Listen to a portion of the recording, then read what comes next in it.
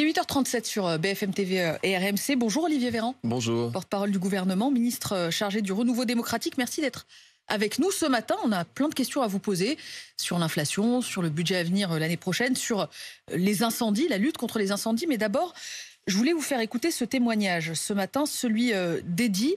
C'est ce jeune homme, ce jeune Marseillais de 22 ans qui accuse 4 policiers de l'avoir passé gratuitement à tabac. Il s'est confié à nos collègues de Combini sur ce qui s'est passé cette nuit du 1er au 2 juillet. Écoutez.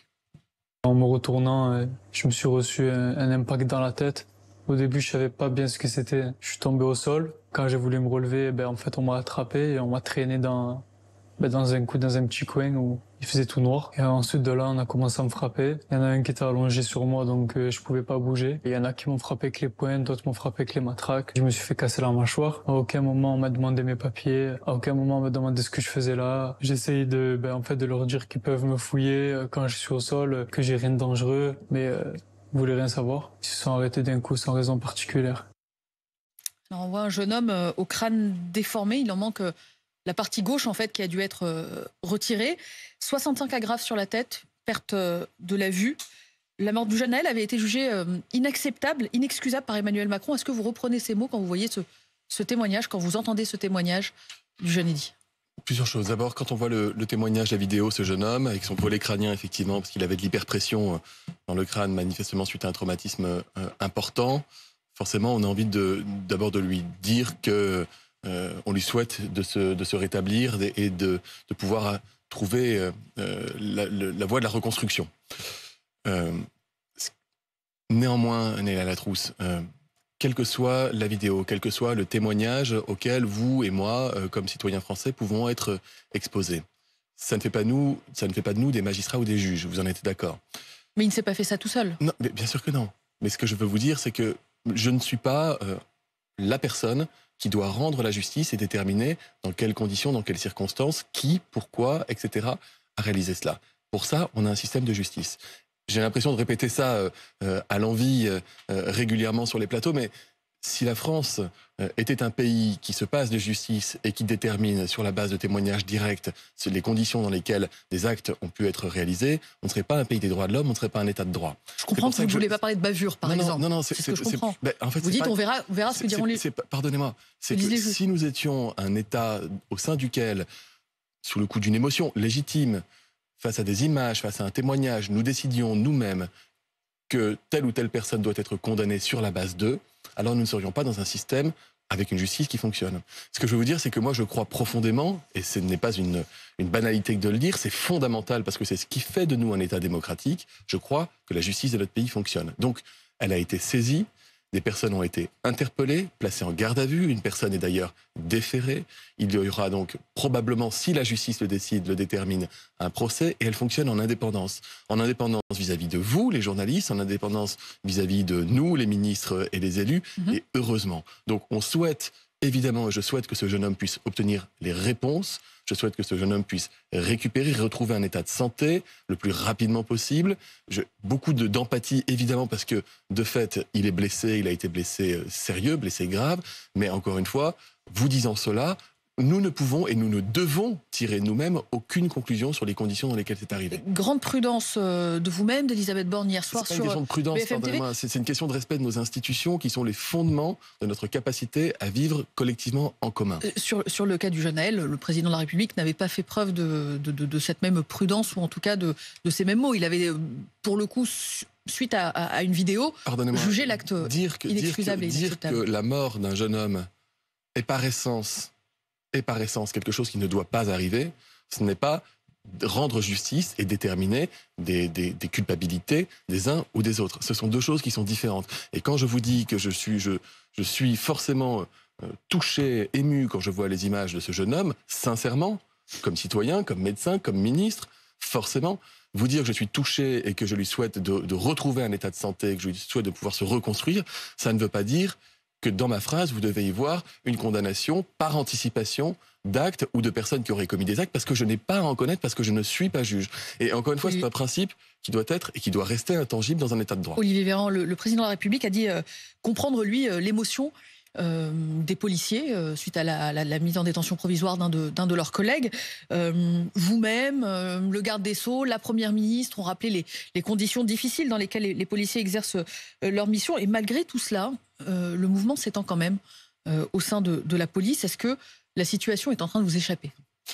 Les forces de sécurité intérieure, les policiers, les gendarmes, les pompiers ont connu une année peut-être inédite, en tout cas d'une intensité exceptionnelle. Ils ont fait face à des émeutes urbaines d'une violence inouïe. Ils ont fait face à des manifestations émaillées par des scènes de violence inouïes, portées par des Black Blocs notamment. Donc c'est normal qu'ils ne soient pas contents? Ils ont été extrêmement mobilisés. Ils ont renoncé à des week-ends, ils ont renoncé à des vacances. Ils ont été blessés. Des centaines d'entre eux ont été blessés, ne serait-ce que pendant les émeutes, et c'est sans doute des milliers si on additionne tous les policiers blessés pour assurer notre sécurité au cours de l'année. Au terme de cette année, qu'il y ait de la fatigue, qu'il y ait du ras-le-bol, non seulement je peux le comprendre, mais figurez-vous que j'ai été ministre de la Santé pendant la crise Covid. Pendant la crise Covid, moi j'avais affaire à des soignants, des infirmières, des aides-soignants, des médecins, qui étaient mobilisés dans des conditions exceptionnelles, qui ressentaient de la fatigue exceptionnelle, qui avaient été surmobilisés et qui, à la fin de l'année de pandémie, nous disaient qu'ils étaient fatigués, qu'ils en avaient marre. Donc, évidemment qu'on doit soutenir... Mais les situations ne sont pas comparables. Mais comparaison n'est pas raison. Ouais. Mais ce que je veux vous dire, c'est que lorsque vous avez des acteurs de la vie française, lorsque vous avez des gens aussi essentiels que celles qui assurent notre sécurité ou celles qui restaurent notre santé, et qui le font sans relâche, et qui vous disent qu'ils sont épuisés, qu'ils sont fatigués, évidemment qu'on l'entend. Vous leur exprimez une forme de gratitude, mais ça ne ramène pas le calme aujourd'hui. Évidemment qu'on l'entend et le comprend. Vous avez des chiffres, par exemple, des mobilisations le ministre de l'Intérieur rentre de Nouvelle-Calédonie, où il accompagnait le président de la République. Il aura sans doute l'occasion d'ailleurs de communiquer. Il reçoit les syndicats ce soir. Donc voilà, on est en contact avec les forces de sécurité intérieure. Pour leur dire quoi? Pour leur dire de reprendre le travail? On est en contact avec eux parce qu'il faut aussi avoir un travail d'écoute, il faut aussi pouvoir faire le point avec eux sur l'année qui a été vécue. Je vous rappelle, comme Néla Latroux, c'est que par anticipation, depuis 2017, nous avons augmenté les moyens pour la police parce qu'on savait que justement la situation qui est la leur, la difficulté dans laquelle ils exercent leur mission au quotidien, s'accroît. Et donc, nous avons amélioré les équipements, par exemple, avec des voitures puissantes et des véhicules électriques. Nous avons augmenté fortement le nombre de policiers en formation. Nous recréons 200 brigades de gendarmerie sur tout le territoire. Nous augmentons la présence du bleu, comme on dit, justement pour aider les policiers qui sont actuellement en exercice à faire face à la difficulté. Vous ne répondez pas à ma question. Est-ce qu'ils doivent reprendre le travail? Est-ce que vous dites, on a entendu votre émotion, on a entendu votre colère, mais maintenant, il faut se remettre au travail? Je vous dis qu'à chaque fois que nous avons eu besoin de la police dans notre pays, la police a répondu présent. Vous ne leur dites pas reprenez le travail aujourd'hui, c'est pas le message que vous leur passez. Ça veut dire que nous ne sommes pas là nous ne rencontrons pas des difficultés liées à l'absence, quand vous dites reprendre le travail. Et évidemment que les forces de police, elles sont au travail, qu'elles assurent la sécurité de nos concitoyens. Évidemment. Vous avez des chiffres d'ailleurs sur le mouvement ou toujours pas? J'ai pas de chiffres ce matin à vous donner. Olivier Véran, sur le fond, est-ce qu'il faut un statut spécial du policier pour le protéger juridiquement? Qui est la question qui est posée aussi par les syndicats, de dire nos missions sont tellement exceptionnelles qu'on ne peut pas avoir un régime de droit commun. On ne peut pas aller en détention provisoire. C'est deux choses qui sont différentes. Avoir des dispositions spéciales dans la loi, c'est déjà le cas pour des policiers, puisqu'ils peuvent être, par exemple, amenés à porter une arme en dehors de leur travail pour pouvoir se protéger. Ils peuvent bénéficier de protection fonctionnelle. Donc il y a évidemment, on tient compte évidemment de la particularité du métier de policier ou de gendarme dans la manière dont on constitue leurs droits et leurs devoirs. Voilà. Ensuite, c'est pas à moi de vous répondre sur ces questions, Néla Latroux. Je suis porte-parole du gouvernement. Invitez le ministre de la Justice ou le ministre de l'Intérieur pour discuter de cela. Donc, pas d'annonce ce matin sur ce sujet-là. Sur un autre chantier ouvert par votre collègue du gouvernement, Aurore Bergé, celui du congé parental, plus court, mieux indemnisé. C'est un chantier qui est ouvert par le gouvernement. Est-ce que ça veut dire que d'ici la fin du quinquennat, éventuellement, il pourrait y avoir un congé parental plus court, mais mieux payé? Et tout est dans le éventuellement. Ça veut dire que c'est... Vous savez, depuis... encore une fois... Éventuellement, ça veut dire que c'est pas fait. Pour l'instant, vous réfléchissez encore. Depuis 2017, vous voyez le sens de notre politique en faveur des parents. Et je le rappelle, parce que c'est mon rôle de le rappeler.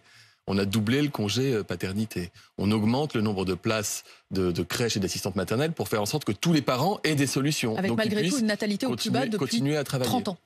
Oui, pardon, la natalité, elle est très faible en Europe depuis des années. Elle s'est toujours maintenue en France. Elle est plus forte en France que dans le reste de l'Europe. Mais il y a un sujet qui est aussi un sujet sociétal, qui est un sujet social qui est profond. C'est pas. Mais vous avez raison de dire, et c'est de l'action que nous menons, le sens de notre action, de faire en sorte que les parents aient toujours des solutions et qu'ils puissent sereinement faire des enfants et augmenter la taille de leur famille. Et donc éventuellement un congé parental plus court. Eh ben, ça fait partie des pistes de réflexion. Ce qu'on sait, c'est qu'aujourd'hui, la durée moyenne du congé parental, elle est très inférieure à la durée maximale théorique. Pourquoi ? Parce que c'est peu rémunérateur. C'est 400 balles par mois, 428 € par mois. C'est insuffisant ? Il y a peu de parents, il y a très peu de papas qui prennent le congé parental. Donc, quand il y a un dispositif d'accompagnement social qui est sous-utilisé, sous-exploité, eh bien, il est normal, il est légitime de s'interroger. Ça ne veut pas dire qu'on a toutes les réponses toutes faites, mais il va y avoir une concertation sur ces questions-là. Olivier Véran, hier soir, Elisabeth Borne était l'invitée exceptionnelle de BFM TV pour sa première prise de parole depuis qu'elle a été reconduite à Matignon. Alors, la Première ministre assure que le pic de l'inflation est derrière nous, mais... Bon, que voient les Français ? L'électricité va augmenter de 10% au 1er août. Les fournitures scolaires, plus 10% en un an. Et les fruits et légumes, plus 16% qu'il y a un an, chiffre de l'Association de défense des consommateurs Famille Rurale. En fait, le pic de l'inflation a beau être derrière nous, tout coûte plus cher pour les Français. Et pardon, c'est pas deux choses qui s'opposent, ce sont deux choses différentes. De dire que jusqu'ici, vous aviez les prix d'un mois sur l'autre qui augmentaient comme ça voulait dire qu'on n'avait pas passé le pic de l'inflation.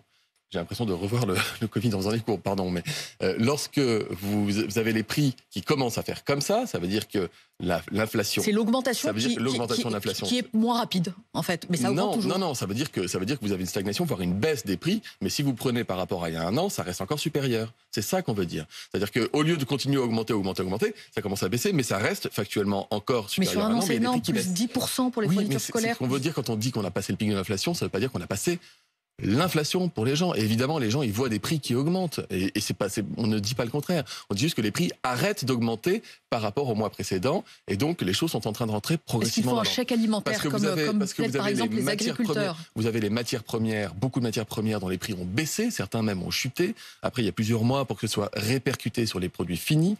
Ensuite, vous le savez, on travaille avec Bercy auprès des industriels pour qu'ils jouent le jeu et qu'ils répercutent sans délai les baisses alors qu'ils ont répercuté sans délai les hausses. Et ce que disent les distributeurs, c'est que ça ne fonctionne pas forcément de manière optimale pour l'instant, c'est que ça ne baisse pas. Eh bien, on continue de travailler pour faire en sorte que ça baisse de manière optimale. Vous parliez de l'électricité, Leïla Latrousse.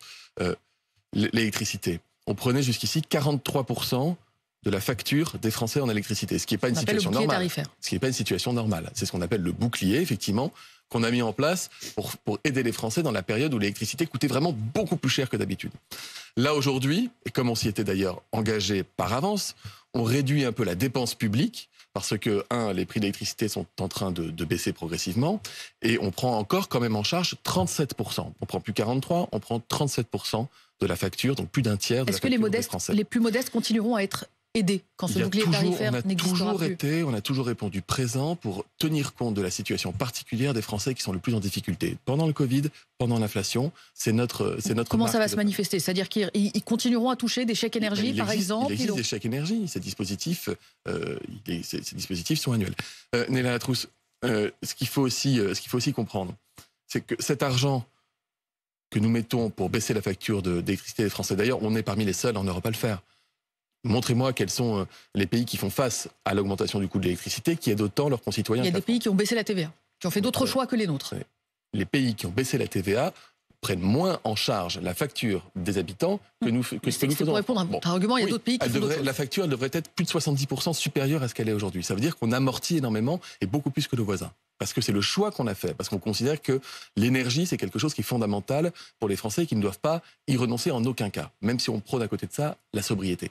Et donc on fait ces choix, mais vous le savez, tout ça, on peut se le permettre quand ça tape dur, parce qu'à côté de ça, on a une gestion raisonnée de l'argent public et des deniers des Français. Vous ne m'avez pas répondu sur le chèque alimentaire. Est-ce que c'est un dispositif qui reste sur la table, qui est réclamé par les agriculteurs, par l'association Famille Rurale, en disant aujourd'hui, bien manger, ça coûte cher? On comprend l'état d'esprit, on comprend l'esprit du chèque alimentaire, etc. Je crois que les ministres en charge ont déjà eu l'occasion de s'exprimer. Ce qu'il faut, c'est trouver une forme de martingale, c'est-à-dire arriver à faire en sorte que ce soit un chèque alimentaire qui bénéficie, dans ce cas-là, aux bonnes personnes, s'il devait être déterminé, qui devrait bénéficier aux bonnes personnes et qui permettrait de favoriser les circuits courts et la production française.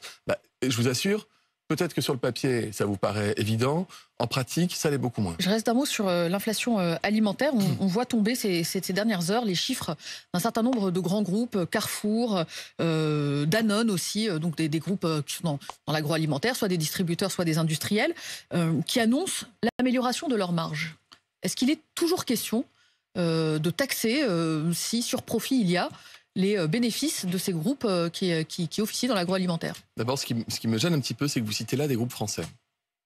Que ce soit dans la grande distribution ou dans l'agroalimentaire. Mais qui annoncent l'amélioration de leur marge en France. Je veux dire une chose. La précision, c'est pas leur marge à l'international, c'est en France que la marge s'améliore. De mémoire, un groupe comme Danone, je crois, avait un taux de marge qui était de 8 à 9%. Quand des groupes américains très connus qui vendent des marques dont les Français raffolent dans les grandes surfaces avaient des taux de marge à poser des taux de marge à quasiment 30%, certains même à plus de 40%. Donc je vais vous dire, les bons élèves, ils sont plutôt chez nous par rapport aux produits de consommation courants des Français. Et j'étais venu ici sur ce plateau il y a quelques mois pour dire qu'il n'était pas normal que des grands groupes, notamment des grands groupes industriels américains, maintiennent des taux de marge, voire augmentent leur taux de marge pendant l'inflation. Ce que je peux vous dire, c'est que la grande distribution française, que la plupart des grands groupes et des petits groupes, des PME, des artisans français, ils ont fait l'effort de réduire leur taux de marge et de le contenir pendant que ça tapait dur pour permettre aux Français de continuer à acheter. Est-ce qu'il est toujours question de taxer des surprofits éventuels ? Mais ça dépend de ce que vous appelez surprofit. On l'a fait, par exemple, avec les énergéticiens. Lorsque les prix s'envolent, qui ne peuvent pas être régulés, derrière, on récupère. Donc pas de tabou là-dessus ? C'est même pas qu'une question de pas de tabou, c'est que heureusement qu'on a pu le faire. C'est ce qui nous a permis de financer en grande partie le bouclier tarifaire pour les Français. Olivier Véran, en quelques secondes, s'il vous plaît, comme ministre chargé du renouveau démocratique, vous avez été aux avant-postes sur la question de la fin de vie. Le journal Le Monde croit savoir que le gouvernement s'apprête à autoriser l'aide active à mourir. Donc c'est le patient qui s'injecterait lui-même la dose létale. Est-ce que vous nous le confirmez ? Ce que je peux vous confirmer, c'est que, 1, la Convention citoyenne a fait un travail formidable, sous l'égide du CESE, formidable. 2, le président de la République a reçu tous les conventionnels au lendemain de la fin de leurs travaux et leur a dit « Merci pour vos travaux, on en tient compte, on avance », et qu'il a chargé le gouvernement de préparer un projet de loi, il a dit d'ici à la fin de l'été, pour pouvoir, 1, renforcer les soins palliatifs, 2, travailler les conditions de légalisation d'une aide active à mourir, ce qui est attendu, je crois, par une immense majorité de nos concitoyens. Donc rendez-vous à la fin de l'été pour la réponse. Merci Olivier Véran, porte-parole du gouvernement, ministre délégué chargé du renouveau démocratique. 8h54 sur RMC et BFM TV. Bonne journée à tous.